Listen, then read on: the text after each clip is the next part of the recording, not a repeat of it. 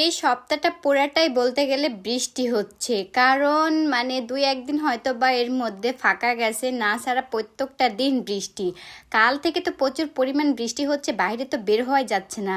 তো আসসালামু আলাইকুম এভরিওয়ান, কেমন আছেন? আশা করি সবাই ভালো আছেন। তো আপনাদের এলাকায় কি বৃষ্টি হচ্ছে কিনা কমেন্টে জানাবেন। তো বাইরে বৃষ্টি হচ্ছে, তাও বাদে আজকে আবার ছুটির দিন, তাহলে একটু স্পেশাল কিছু রান্না করব না তা তো হবে না, তাই না? আর বৃষ্টির দিনে আমার কাছে কিন্তু সবচেয়ে ভালো লাগে খিচুড়ি আর মাংস। তো আজকে আমি দেখতেছি যে আমাদের ফ্রিজে আছে গরুর মাংস আর আছে হাঁসের মাংস। তো ভাবলাম যে গরুর মাংসতে 2 দিন আগে রান্না করে খাইছি, সেটার ভিডিও তো আপনাদের কাছে শেয়ার করছি। তো আজকে রান্না করব হাঁসের মাংস ঝাল ঝাল। তো কেমন হবে বলেন তো, চলেন রেসিপিটা দেখা যাক। জানি অনেকে হাঁসের মাংস রান্না করতে পারেন, কিন্তু আমার হাতের হাঁসের মাংস আর গরুর মাংস এত মজা হয় কি বলবো। বাড়ির সবাই খেয়ে তো অনেক প্রশংসা করে। আর আমি যদি কখনো হোটেল দিই, সেখানে কিন্তু আমার হাতের স্পেশাল হাঁসের মাংস এবং গরুর মাংস থাকবে। তো সবাই চলে আসবেন আমার হোটেলে। তো চলেন বেশি কথা না বলে আজকে রেসিপিটা দেখা যাক। তো প্রথমে এখানে একটি হাঁস পুরাটাই নিয়েছি, আর রান্না করতে যা যা লাগে সব ময় মশলা এখানে আমি দিয়েছি এখানে আমি পেঁয়াজ কুচি দিয়েছি, আমি আদা রসুন বাটা দিয়েছি, আস্ত জিরা দিয়েছি, এখানে লবণ মরিচের গুঁড়া হলুদের গুঁড়া, আর দিয়েছি গরম মশলা। গরম মশলার মধ্যে এখানে ছিল বড় এলাচ ছোট এলাচ দারুচিনি, আর হলো দিয়েছি গোলমরিচ। তো এগুলো সব দিয়ে তারপরে আমি সুন্দর করে দিয়েছি এখানে পরিমাণ মতন তেল। এখানে আমি সরিষার তেল দিয়েছি, কারণ এই রান্নাটা আমি সরিষার তেল দিয়ে রান্না করব।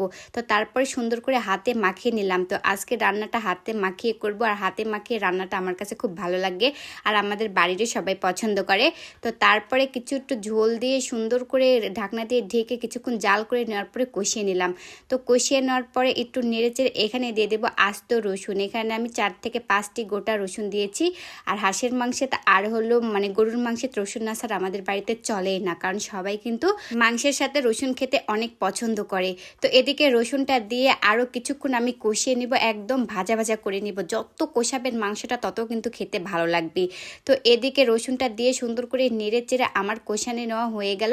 আর এখন আমি দিয়ে দেব ঝোল। এখানে আমি পরিমাণ মতন ঝোল দিয়েছি, প্রায় 2 কাপ পরিমাণ মতন আমি এখানে ঝোল দিয়ে দিলাম। ঝোলটা দিয়ে এখন ঢাকনা দিয়ে ঢেকে কিছুক্ষণ জাল করে নেব, যতক্ষণ না আমার মাংসটা হয়ে আসতেছে। তো এদিকে ঢাকনা দিয়ে ঢেকে কিছুক্ষণ জাল করার পরে কিন্তু আমার তরকারিটা হয়ে গেছে। তো এখন আমি ঢাকনাটা খুলে নেড়ে চেড়ে নেব। তো ঢাকনাটা খুলে নেড়ে চেড়ে নেওয়ার পর এখানে কিন্তু আমি অ্যাড করে দেব, আমি কিন্তু গুঁড়া মশলা দিনে আগে, আমি কিন্তু রান্নার শেষে দিই। যারা আমার রান্নাটা রেগুলার দেখেন তারাই কিন্তু জানেন। এখানে দিয়েছি জিরা আর গরম মশলার গুঁড়া, আর দিয়েছি আমি এখানে ধনিয়ার গুঁড়া। তো গুঁড়াটা দিয়ে এখন সুন্দর করে নেড়ে চেড়ে নেব, যাতে তরকারির সাথে সুন্দর করে মিশে যায়। তো এখন নেড়ে চেড়ে নেওয়ার পরে